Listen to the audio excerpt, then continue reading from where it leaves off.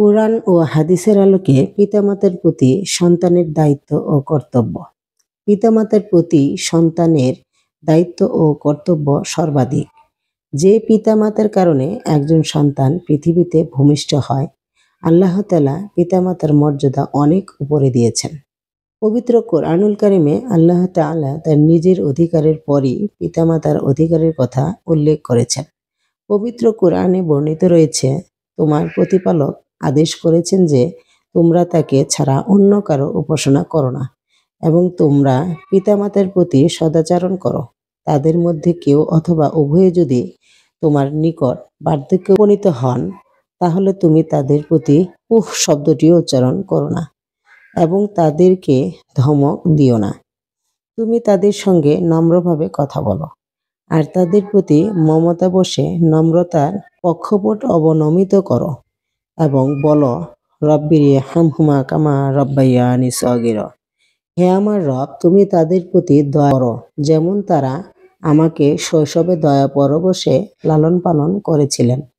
তোমাদের প্রতিপালক তোমাদের অন্তরে যা আছে তা ভালোভাবেই জানেন।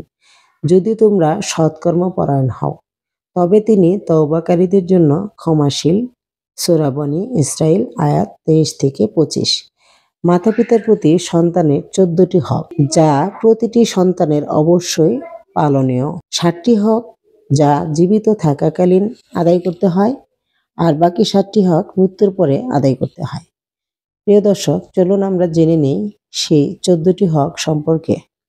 জীবিত থাকা অবস্থায় যে 7টি হক আদায় করতে হয়, তাদের সম্মান রক্ষা করা, তাদের ভালোবাসা, তাদের আনুগত্য করা, তাদের খেদমত করা, তাদের হাজত পূরণ করা বা অভাব মোচন করা, তাদের আরাম আয়েশের প্রতি যত্নবান হওয়া, মাঝে মাঝে তাদের দেখতে যাওয়া। মৃত্যুর পরে যে 7টি হক আদায় করতে হয়, তাদের মাগফিরাতের জন্য দোয়া করা, তাদের উদ্দেশ্যে সৎকর্মের সওয়াব প্রেরণ করা, তাদের বন্ধুমহলের ও নিকটতমদের সম্মান করা, তাদের বন্ধুমহলকে বা নিকটতমদেরকে সাহায্য সহযোগিতা করা, তাদের ঋণ ও আমানত পরিশোধ করা, তাদের শরীয়ত সম্মত ওসিয়ত কার্যকর করা, মাঝে মাঝে তাদের কবর জিয়ারত করা।